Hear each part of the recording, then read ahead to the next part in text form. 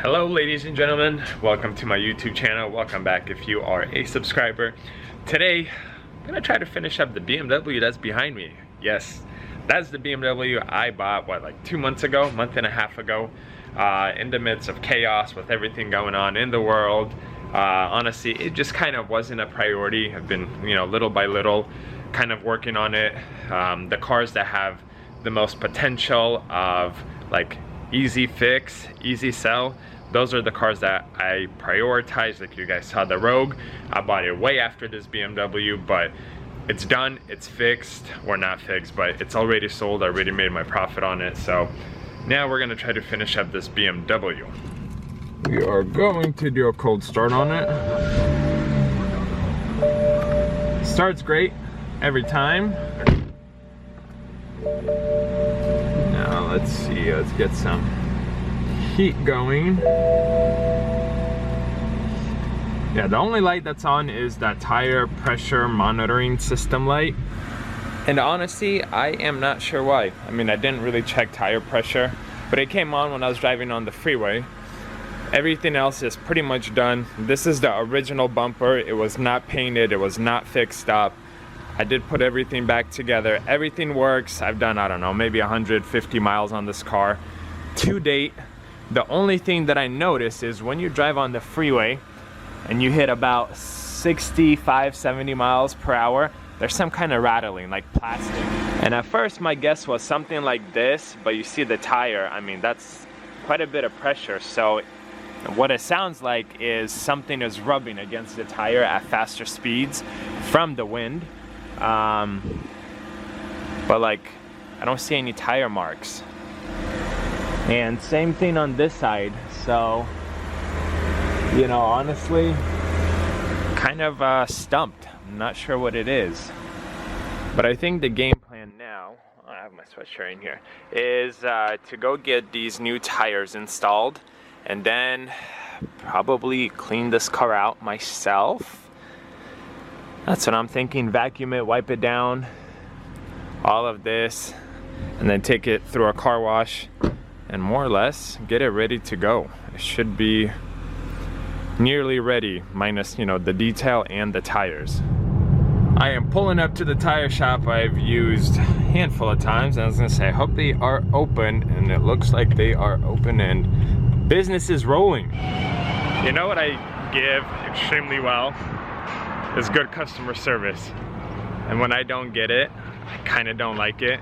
So low-key, the tire shop behind me, I went inside their office and told them I got tires, they need to be put on. And he goes, do you have them with you? I was like, yes sir. And he gets up and walks into the main building here through the office. I kind of follow him, and then he starts working on a door. Looks like they're replacing a window regulator or something of that sort. I've been standing out here for 10 minutes. Nothing. No update, no where your car is, no nothing. So things like this really irk me, because it's like, well, it's my car next. Like, give me an update, dude. Here's what we got. Summer tires. I'm going away from the winter tires. Especially like, you see that? There's almost no tread. Front ones are okay. Rear ones are no good though.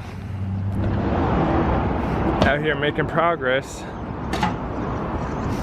So here's what I was talking about. Front tires, actually not too bad. Rear tires, way gone. Here's my only guess. Maybe the tires rub in here a little bit.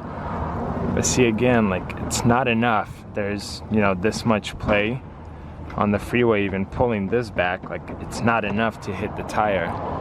So I'm very curious what it could be. Pads are great though. They are finishing up putting the other tires on the wheels. So once they're done, I'll toss those inside and then I think go home. And from there, take the car to get detailed. Honestly, kind of like time is money. So I think it'll be better use of my time just to take it in to get detailed. And to get new tires installed, we're down 72 bucks. and I think I paid around $260 for the new tires, so a little over 300 bucks for a whole set. Finished up at the tire shop, man, and it started to rain. Bummer, bummer. GTR just pulled up to the tire shop. Looks like a Nismo, pretty nice example. So I see that the tire pressure light is still on, and honestly it wasn't on when I bought the car, and then when I was driving it on the freeway I hit something and then it came on, like on the freeway. It wasn't even that bad, but it could be that I damaged one of the sensors. Honestly, I don't know. I'll drive it, see if it goes off, maybe resets on its own. But if I damage it, that's gonna be kind of a bummer. I will not be replacing it. I'm just gonna sell it as is, especially with new tires. Clearly they have no holes in them. But going home, tossing out the other 2 tires that I kept because they are in actually pretty fair shape. It was just would have been weird replacing 2 tires and not all 4, especially that this car had winter tires on it, Bridgestone Blizzard tires. I mean, putting like all season tires with winter tires is weird. I don't want to do that. That's why I got 4 new tires. So I'm gonna keep those and hopefully sell them, maybe toss them on Facebook Marketplace or offer up something like that for 50 bucks. See if I could, I guess, kind of recoup a little bit of my money. BMW no more. It's been taken to the detail shop, so we'll pick it up. Hopefully it looks pretty. Hopefully the detail shop did not screw anything up, because they have the last 2 cars. So hopefully the car will still have no issues and it'll be clean, good to go, photographed and sold. Back at the detail shop.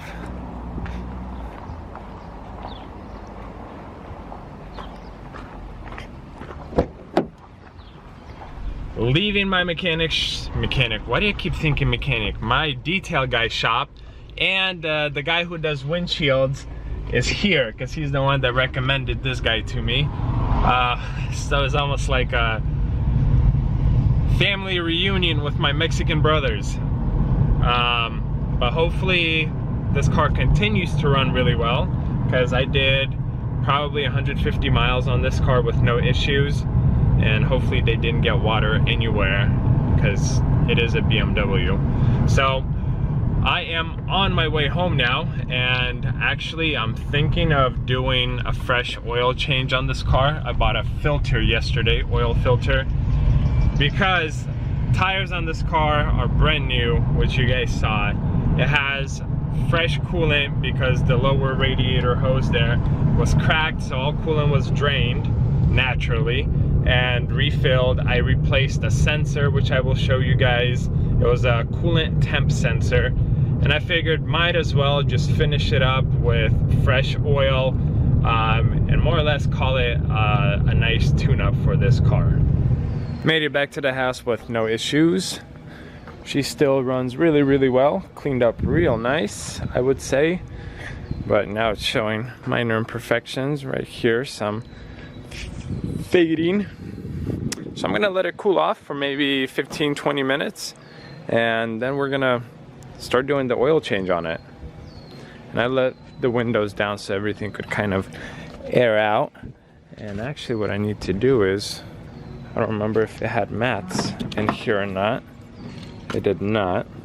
Okay, so I was gonna say take the mats and leave them outside so everything could dry off. But next step, oil change. And the sensor I replaced is right here. That's the coolant temperature sensor. We got the car prepped, got my 3-ton jack stand, got the jack, car's lifted. So we're gonna get underneath and start draining the oil. This is in front of the car.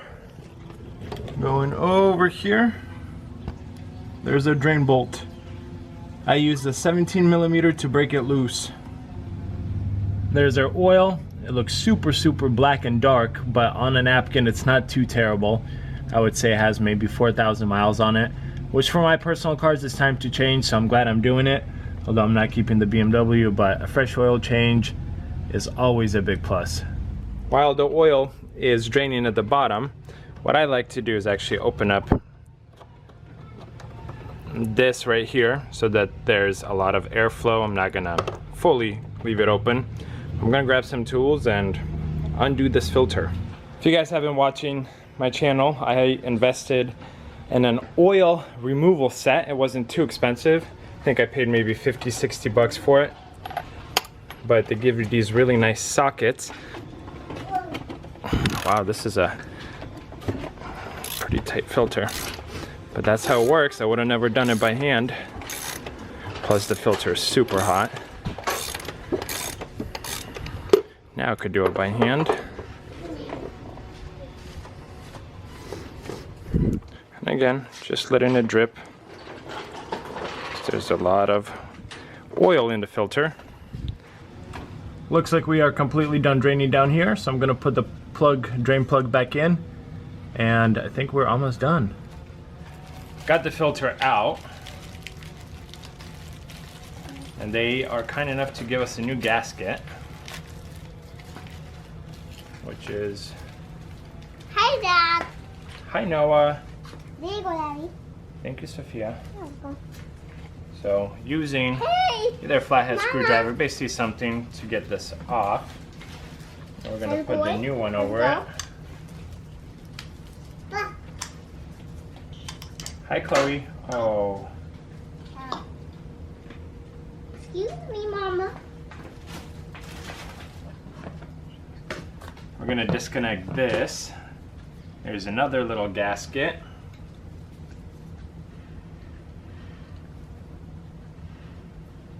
Mama. That comes off. By the way, this is the oil that was inside the car. As you guys can see, it's not pitch black. This was just me wiping around it. But still happy we're doing an oil change. There's that. Now we slide this into the filter. And put that in here.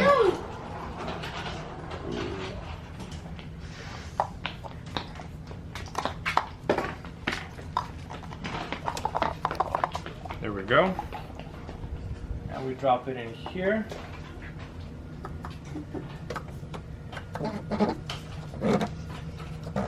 And we hand tighten it.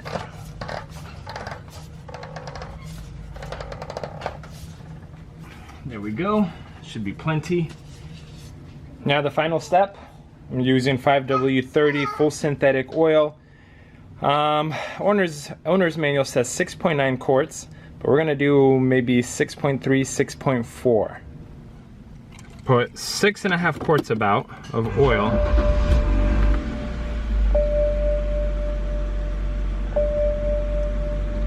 Let's step out, make sure there's no leaks.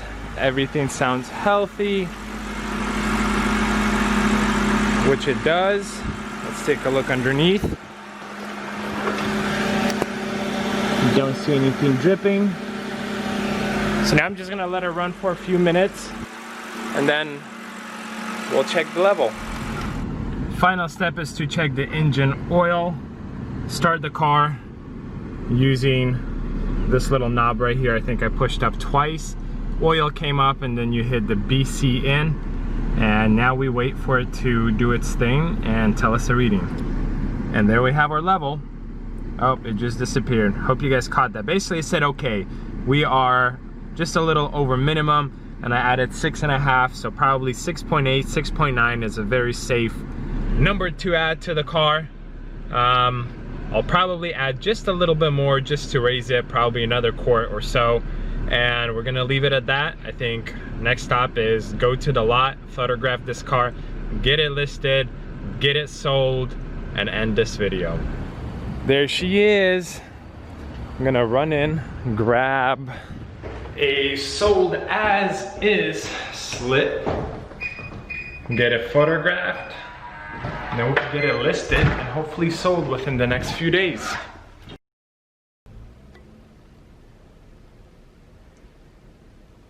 And there goes the BMW. Super quick sale, super simple, not a picky buyer, and I know he will love the car. Now, about this car, I don't know if you guys want story time or not. If you don't, just kind of skip this. So, this BMW, I've been trying to sell it for probably 3 weeks, roughly. Maybe a little bit less, a little bit more. I don't remember when I first posted, but 3 weeks sounds about reasonable. And I had it listed for $4,700. Now, I've had people offer me $2,000, $3,000, $4,000, and pretty much everything in between. Now, I was already kind of annoyed with all the low offers, and I was like, no thanks, no thanks, no thanks. And then I get this dude who, let me pull it up. So, this guy messages me, and he goes, I'd be a buyer at $2,900, so that's almost $2,000 lower. And I said, we're selling it for $4,700. And I'm gonna kind of read the messages and summarize them. He goes, well, it's a salvage title, so if you sit on it too long, I'd be a buyer for $3K max. Thanks for your message and good luck on your sale. Nice dude. And I was like, sorry, the car book's for $8,000 with a clean title, and we have a price $3,300 lower. Like, we wouldn't consider $3,000, but thanks for your offer. And he goes, I'll be waiting for your message after your boss tells me to get rid of it. I just looked at the same car for $3,500 salvage title from an ad on this app, which is OfferUp. The car is not worth $1,000 less than KBB value with the salvage title. I'm not selling it for $7,000, dude, but okay. So I just did a thumbs up emoji. I was like, I'm not gonna argue with him. He has his mind met or set, like, whatever. 4 days passes and he goes, nobody beating your door down yet? I can't wait till you reduce the price on here. And at that point I was like, dude, I already told you I'm not going to. And so I was kind of, so I said, you still haven't found one for $3,000? Good luck. And he goes, still have it listed for $4,700 and no sale, huh? Shocking. I wonder if it has something to do with the title. If you get sick of sitting on it, I got cash. And I was like, well, you don't have enough with your $3,000 offer. We will sell it for what we want out of it. And he goes, bro, I make 6 figures a year. I'm not just paying that much for it. I'm gonna go wrap and bag it. So I'm not giving you $4,700 for it. And I said, then look for another car. Not the first or last salvage title BMW we're gonna sell. And he goes, bro, I made you an offer and you keep messaging me about it. You're the one who messaged me 4 days after the conversation ended saying, hey, you still haven't sold it. And he goes, well, let me know how much you want to sell it for. I'm curious. So do you sell cars or just collect them? Because that BMW ain't moved at all. This is a message 4 days later after that. So this guy's been hitting me up for a week and a half now. And I was like, are you a buyer at $4,700? If not, this is a waste of time. And he goes, so you're not saying you have no wiggle room on a salvage title car, 47 or nothing? And I said, again, it's priced $3,300 under KBB value. It's a good price. And he goes, with a clean title. And I'm like, yeah, clean title is $8,000 and it's priced $3,300 cheaper than that. And he sends me how to calculate the value of a salvage title vehicle, and he says you have to subtract at least 50%. Okay, with that logic, 50%, it's at $4,000. You're offering me $3,000, so it's still low. But that's not true because most major insurance companies decrease the value between 20 and 40% on a salvage title car, and KBB reduces it by 30%. So he goes, I don't know how you have a buyer and won't offer me a test drive or negotiate on a price. This is mind-blowing. I guarantee you picked it up for $2,800 at an auction or effed someone on a trade, and now you won't even haggle, or you got effed on it. And I said, so with your logic, we paid $2,800 for it and your offer was $2,900. What? I also said, it doesn't matter what we paid for it. This is the price we have, and this is what we want out of it. don't mean to be rude, but this conversation isn't going anywhere. I would suggest looking for another vehicle. And he goes, have you never sold anything in your effing life? All I have is $2,900 to my name and not a penny more. I told you I make good money and that I want it, and I've been met with some BS.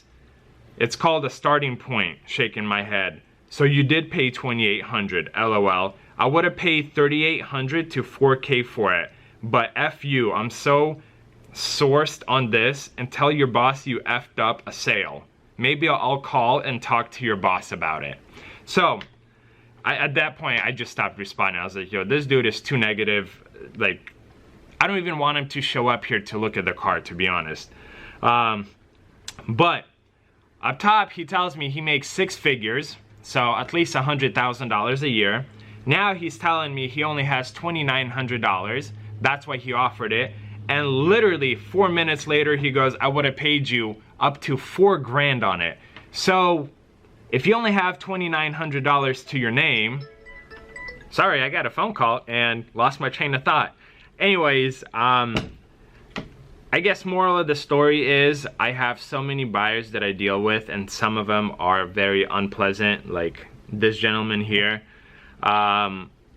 Like, honestly, to all of you watching, you know, if your budget is $2,900 bucks, $3 grand, why are you looking for a car that's listed for $2,000 more than what you have? Like, I've never understood that logic doing this business for the last, you know, 4 years, 5th year going now.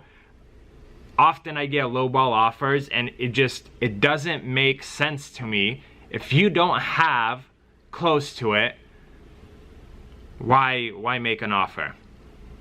I don't understand. But thanks for listening to my rant. To close off the video, let's run through some numbers.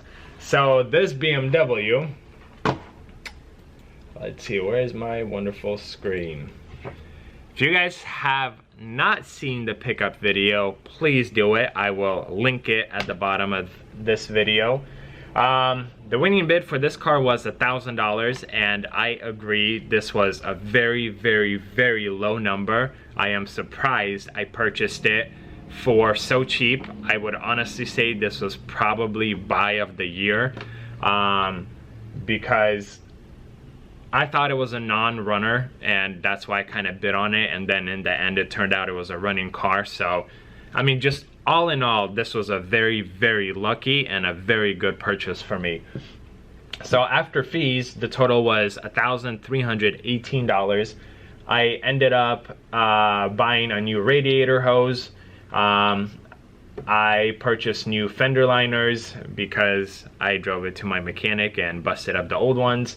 I paid $245 for new tires and $72 to install those tires. I purchased new kidney grills, which were 31 bucks. The car was detailed, which was $140, and I replaced the coolant temperature sensor for $40. I think that's what I put into this car. And I just sold it for $4,500.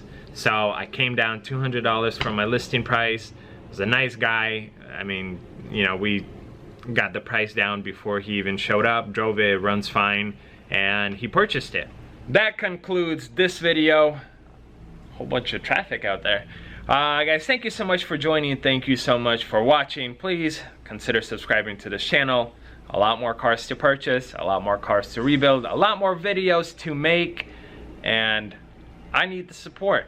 I enjoy making videos, and I would like to have more subscribers. So please subscribe if you are not a subscriber already, and I will see you guys in another video.